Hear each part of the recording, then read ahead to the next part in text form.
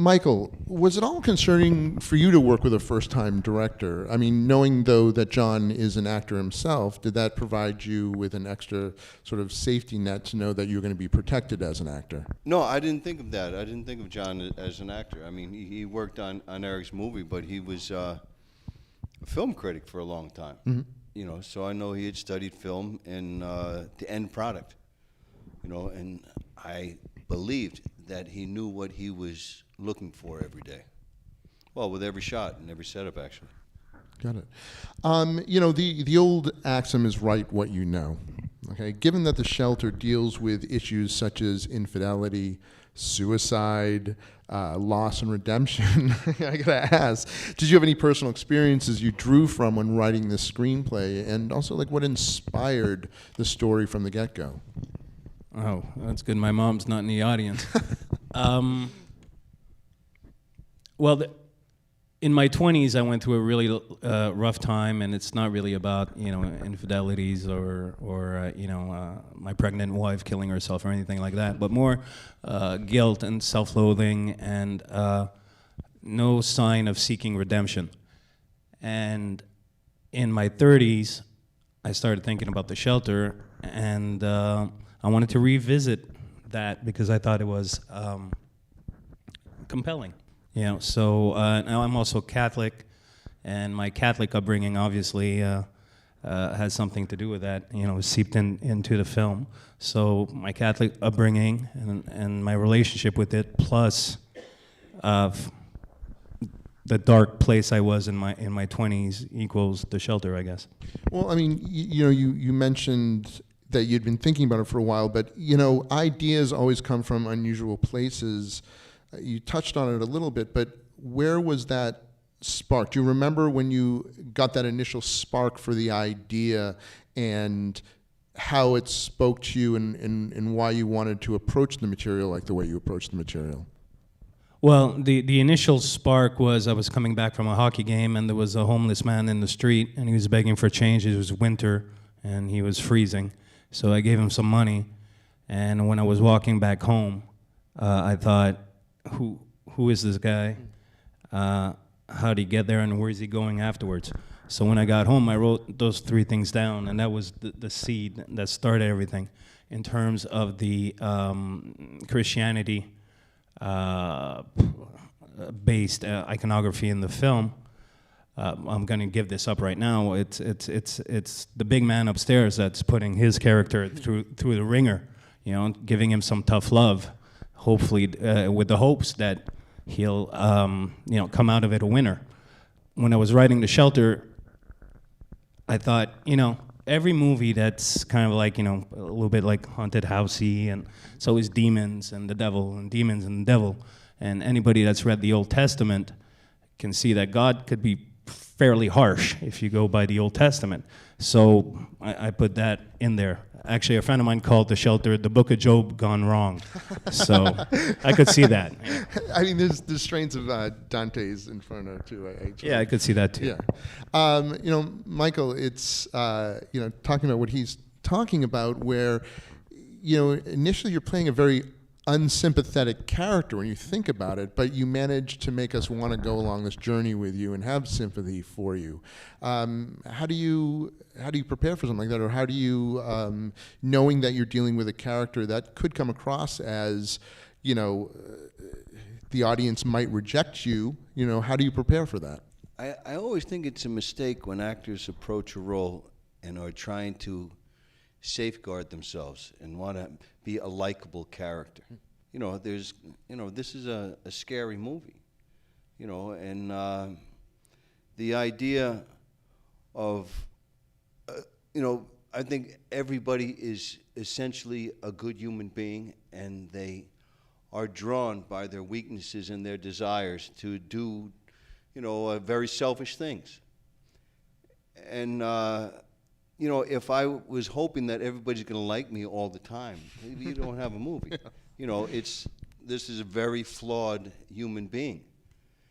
And, I hate to say too much, but, at one time, people thought that neuroses were demonic possession. Mm-hmm. You know, and that's really the basis of how I approach this. Now, can you talk about the creation of the character, like, and of the story, like how much, when you first started writing it to now, how the script evolved over the course of time, and you know, when you ultimately did cast Michael, what changes were then brought to the story? Well, I wrote the screenplay with Michael in mind. Oh. He looked like Michael and I worked on Eric Red's film 100 Feet together, and we kind of, you know, became friends. And one thing that struck me about him is how charismatic and how much presence he has. So when I wrote The Shelter, I wrote it with him in mind. He looked like him because that's my process. I always have to find like somebody that the person looks like. Yeah. And I told my producer, Donnie Broussard, I'm like, okay, let's find a guy like Michael Paré. And he's got to look like Michael Paré. It's got to have that same vibe. And Donnie's like, dude, you know Michael Paré. Just send him the script. So I'm like, oh, Michael's busy, you know. He's like, yeah, just send him the script. So I sent Michael the script, and he reacted to it, and you know, that led to him being cast. With that said, nothing changed. What Mike brought, it was exactly, you know, I'm so happy that he did, is taking a character, because of his charisma and his presence, he took a character on the page that is incredibly unlikable, really, and you know, and I feel, not, of course, not everybody, but that you feel empathy for him because of the presence and the charisma that Mike brings to the thing. Now, when you first read the script, obviously the first thing that jumps out to you is that you're essentially carrying this movie. I mean, for most part, you're the only one on screen. Is that daunting to you, or is that more an exciting challenge? Because I'm sure there is the fear of going too far or projecting, you know, to make sure the character is coming across when you're essentially by yourself, acting with the house. You know, I didn't get into show business because I didn't have an ego. I didn't want to make any assumptions. You know, I got to tell you, you know, I've made a lot of movies. Yeah. You know, and when I saw this, and John being new and gambling everything on it, I thought this is an opportunity for me to just jump in with everything I have and gamble on every shot. You know, that scene with the teddy bear. Yeah. You know, that was the first day of shooting. You know? Really? And I landed. They took me from the airport to the set. Yeah. You know, there was no getting acclimated or any of that other stuff. It was just like, you know, so I really had, you know, I read the script like 100 times. You know, it was like I had this whole plan. You know, it you know, hey, you know, it's a beautiful thing when it works. Yeah. You know, if it didn't work. You know, imagine if they had said terrible things about it and they said, what a waste of time. John would be, you know, waiting tables or doing whatever. You know, he'd be back to writing. You know, so we gambled big. Yeah. And it's a pretty nice film, you know. It held my attention. And I don't like to watch a movie for the first time with an audience because, you know, sometimes you're like this. But this was like, you know, some funny moments, you know. Now, was that done purposely? I mean, did you want to sort of throw him essentially to the wolves at first and really, because that is actually, that's a funny story because, you know, everybody always asks me, weren't you stressed out, you know, your first film as a director? No. What happened was we were flying Mike down and there was a snowstorm and he was stranded. And he gave me a call, John, you know, my flight's canceled. You got to give me another flight. So Donnie and I spent like 5, 6, 7, I don't remember how long, trying to rebook him because if he didn't get there the next day, I didn't have the money to push the shoot. So I was already growing a stubble. I'm like, well, if I can't get Mike there the next day, I guess I'm going to play the lead. And thank God that didn't happen. So all that stress and anxiety that I could have felt on the first day of shooting was all milked out there. So by the time he showed up on set, which was hilarious because, as he said, the first scene he did was when he cries with the teddy bear.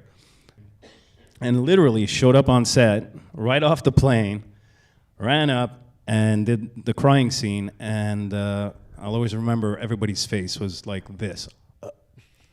So they're like, okay, this is a real movie. This guy just brought his AAA A game, so we're all gonna bring our AAA A game, and they did. That's great. Now, did you always know that you were going to be directing the film? Yeah. Okay, so because it's interesting. Like as a writer, the way you approach the material, knowing that you're going to direct it, is it different from, say, when you're writing a screenplay that you know that's going to be in somebody else's hands? The Shelter is just a weird thing. Period. It's I keep saying it's the film that wanted to get made because on paper it made no sense. Here I am putting all my life savings, not on a slasher movie, something that's commercial, something that's gonna sell. Here I am writing a character that's a complete son of a bitch. So he's your lead, and he's in like 97% of the frames of the movie. It made no sense, but it was one of those things. It's really hard to verbalize it. It was just, I didn't care. It just needed to get done, and no matter the cost, and there was no way anybody would read that script and say, yeah, I want to direct that. There's no freaking way. That was me. It's so personal, it's so me that it never even crossed my mind that, I'm going to try to sell it. So can you talk about your writing process a little bit? Like when Jack Daniels.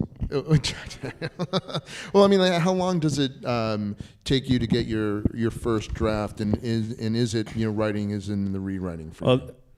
I mean, is everybody in a hurry? Because I got a good story. So just Let's all right. The Shelter was the weirdest script I've ever written. Most scripts that I've written have taken me about 3 months. The Shelter, I had the opening, and I had the ending, bang, and I had nothing in between. And God, I'm going to try to make this long story short. I was living downtown on the 4th floor, and I had a flood. A pipe broke, and I had a flood. So I told my landlord, I have a flood, can you send a plumber? So he said, okay, we'll send a plumber. So the next day, this little Asian man dressed up as a plumber showed up, and he went and fixed my pipes. And I was sitting on my computer in the, it was kind of like a 3.5 type of thing. Sitting on my computer researching Christian sites, just trying to find ideas, something that will spark for me to find where the story is going to go. And at some point, I feel a presence behind me, and it's the plumber. So he's like, oh, you Christian? I'm like, well, yeah, but, this is for a script and blah, blah, blah. So he takes a pen, and he writes down these 3 websites. He goes, visit these sites. I'm like, okay, cool. So thank you, Mr. Plumber. So he books out, and these sites were like some of these like underground type of sites, not something you'll find on Google. It's really like obscure shit. So anyways, and through that, I did find a trigger that got me, after 3 years of trying to find the rest of the script, I found it. So I was happy, really happy. I even called my friend, dude, I found it. So the next day I wake up, and there's water in my apartment again. I'm like, damn it. So I go downstairs, tell my landlord, I'm like, listen, man, that plumber you sent yesterday, messed up. There's water all over the place. And my landlord's like, well, we didn't send a plumber. He's coming on Thursday. So I'm like, dude, there was some Asian guy dressed like a plumber in my house. He's like, looks through the papers. No, I'm like, call the company. He's like, what? I'm like, just call the company. So calls the company, did you guys send a plumber, blah, blah, blah. No, they didn't send a plumber. So to this day, I have no idea who that plumber Asian dude was, but, as I keep saying, as a joke, you should get a co-writing credit, thank you, whoever you are. So, so that was the weirdest writing process I've ever had, yes. That is definitely bizarre. Do you have Asian distribution yet? No, time to call the plumber. I'll bet you anything that is going to do really well there. Especially Japan. Michael, can you talk about any scenes that were particularly challenging for you on the shoot? I guess beyond maybe the scene with the stuffed bear, but were there other scenes that were maybe a little bit more challenging than others that you would like to talk about? We were shooting fast. That was the challenge because we had to go from moment to moment, and without, a lot of time, if you have a long schedule, you get to indulge yourself, and in my opinion, a lot of time actors are just napping or snacking, and they're getting, I need time to prepare, and they go in their dressing room and they come back an hour later, and it's, it was fun. Every moment was fun. You know, there was nobody throwing a fit. There was nobody complaining. You know, the weather was nice in Abbeville. Abbeville in Lafayette. Abbeville was a real pretty place. I didn't get to eat much. We ate out maybe 2 or 3 times, mostly catfish, and then one place before we left.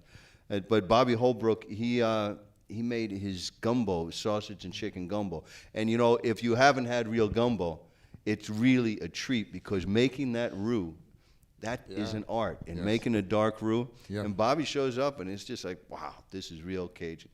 You know, so no, it wasn't hard. It was long out. You know, it's like a regular movie, long hours, and demanding, and you have to be prepared. And there was nothing to do. I mean, the town was pretty depressed, but you could see it in its heyday. It was this beautiful southern town. Now, what was the decision to shoot there? It was basically through Donnie, my producer. Mm-hmm. He found the house. It started with the house. Okay. And I wanted, you know, every movie of this genre has, you know, a decrepit house or an old house. So being that I'm exploring the flip side of the coin, I figured I want a nice house. I want something modern. Of course, the way, you know, that we orchestrated, like the furniture, and I wanted it to be a bit like timeless. So, you know, the phone, I wanted a phone from the 70s, and the record player, and so that it started with the house. And once I fell in love with the house, then Donnie put me together with the Holbrooks, and then I flew down and I met Bobby, and who was my DP, obviously, and we got along, and it just clicked. Everything just clicked, and I realized as a producer that I can make this movie with all my life savings and blah blah blah, but I could pull it off there. I can't do it here at home, but I could do it there, so that's why I shot it there. You know, speaking of being a producer, so, you know, on this, you know, like I said before, writer, director, and producer. Now, these are obviously very different disciplines. Were there any times where they were at odds with each other, where you're wearing your producer hat, looking at the bottom line of the budget, and realizing, okay, I'm going to have to make some creative choices based on, you know, either the budget or schedule? Did that happen at any point where your producer you looked at the director you and said, hey? No, the director me kicked the butt of the producer me, and you know, yeah, no, because the movie was the most important thing in my life, and the producer me could kiss my butt when he came with budget. Oh, we're gonna go over budget, we'll go over budget. I really didn't, I mean, it's not good producing people, but I didn't care. Yeah. You know, I really didn't care, so I had to go for it. That was it. Good. You know, we sort of were talking briefly outside about, you know, sort of people in this industry can tend to pigeonhole themselves. And as I mentioned before, you've worn a lot of hats. You even run a very successful horror website. Out of all the things you do, is there one that sort of satisfies, you know, your creative juices the most, like the ones that you really like, you know, you're always in the zone, or it's just something that just is very satisfying for you to do in all these different disciplines that you do? Well, definitely directing The Shelter is, you know, in the top 5 you know, most fulfilling and exciting things in my life. Directing a feature was a dream. Actually, I don't like the word dream. It was a goal that I've had for years and years and years. And you know, I came close with that one, but somebody wound up directing it. I came close with that one. And when I wrote The Shelter, I'm like, nobody's touching this. Because nobody will. Nobody will want to, anyways. Nobody's touching this. This is mine. So directing was incredibly fulfilling. So I definitely want to continue and pursue that. And screenwriting is great too, because screenwriting is pure. Yeah. Unless, you know, you're hired to write a script. When you write on spec, it's you and the story, and you're playing God. You know, you're creating, and there's none of the BS that comes so often with the film industry. You know, so I still love screenwriting when I have the time. Yeah. Okay, just a few more questions before we wrap it up. You know, the use of music and silence in the movie, because silence can be very important. It can be deafening at times. Can you talk about that? Because, you know, there's some very specific song choices in the film, but your use of silence. Can you sort of talk about that? How you approached the music, the score, the music, and the the lack thereof, you know, at times. Well, in post Well, I knew right away that the sound design on the film would be very important. There's a lot of Michael Paré, saying hello, hello, hello, anybody home, hello. So and a lot of Mike by himself. So I knew I had to create my environment or my threat through sound. So for example, at a certain point, Michael Paré, I like how I call you Michael Paré. Mike is going up the stairs. He's rushing up the stairs with the gun, like the second time he does it. And you hear, and that's actually a prayer that Catholic priests use to exorcise demons. So I had, my composer do that, and, I just jacked it up. So all that to say, we spent, Colby Huval and myself, he was my sound mixer, we spent a lot of time working on the sound, and Sean Knippelberg, who's my composer, we spent a lot of time on the music trying to get it right. Even though he was in one country, I was on another, doing it on Skype, and which was not ideal. But I think the end result is satisfactory. Now you said that the movie in essence did not really change much, when Michael was casted, but your relationship with each other, was there any improv stuff being done on set? Is that something that you're fine with? I mean, is that something that you wanted to bring to it, where you might have felt something that could really add to the film? There wasn't much added dialogue. Ain't nobody here but us chickens. It's up, and I slipped in. It just seemed like I didn't want to be too happy, but it was like, full refrigerator, bottle of booze, and a roast chicken. That's great, man. It was pretty much all on the page. On the page. I just want to say one improv that was not in the script was the house. When I first visited the house, like really, I picked the right house. Once I flew to Louisiana, I walk in the house, and it's like statues, crucifix, busts of Christ, everywhere, like everywhere. So I had them empty out everything, but I don't know if you guys remembered, I do push-ins on that bust of Jesus Christ. That one just struck me. I'm like, I like that. I like this, and it's a way for me to point to the audience as to the presence that's here. And that was my way to try to hint it, to the audience. So I said, well, let's keep that guy in. And there's a couple in the background that we kept in too, but it was really, I had never seen a house filled with so much Christian iconography in my life. It was a sign, right? Oh, yeah, was it ever? So I just want to finish up with, can you talk about what do we have coming up next for you, Michael, and where can we see you? I've done a few things since we shot this. We shot this, like a year and a half ago? 2014, January. Oh, really? Yep. Wow. Living with it for 2 years. I've done a bunch of stuff since then, and I just came back from Calgary. I did a environmental, catastrophe movie for the Sci-Fi Channel, and I got this family thing that'll be, it's a family movie called Doggone Christmas, Yeah, and then we're gonna do a doggone mystery, in January. The family movies, horror. I'm jumping around from genres. I got a great one coming up with Brad Furman again. I did a Western that is in Walmart now. It also got very nice reviews. Great. I've been busy. Very grateful to be employed in the entertainment industry, sir. Excellent. And John, yourself? What do we look forward to? Well, the last 2 years of my life has been The Shelter, yes. really, nonstop. I couldn't even write anymore. I had no inspiration. I couldn't write. So I hired writers and would commission scripts. I finally actually did manage to get one out. So right now I'm pushing 3 projects. One is called The Prize, which is The Grey meets Conan the Barbarian. So it's a action-driven film with a twist.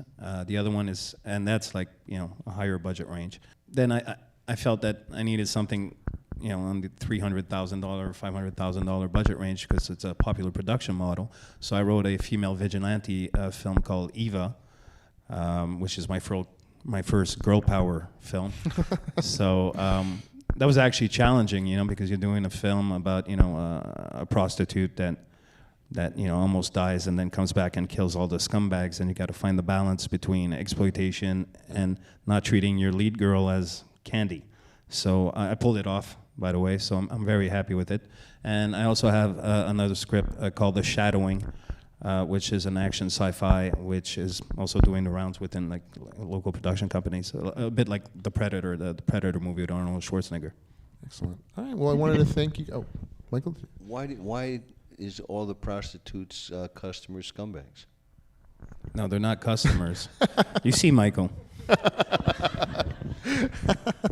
This girl was kidnapped as a young age, then drugged, then put in a sex trade. But something happens, and she's freed, and she locks in loads and blows those motherfuckers away. She's very young. This is a child prostitute. Yeah, she's 16 when she Right, gets you didn't say kidnapped. that. Well, I didn't know I had to say that much. So get ready, Michael. That's going to be your most challenging role yet. I think I'm too old for that. All right. Well, once again, I want to thank you both for coming. Thank you. What a great show. Another round of applause for the writer. Thank you, and guys. star. Thank you very much.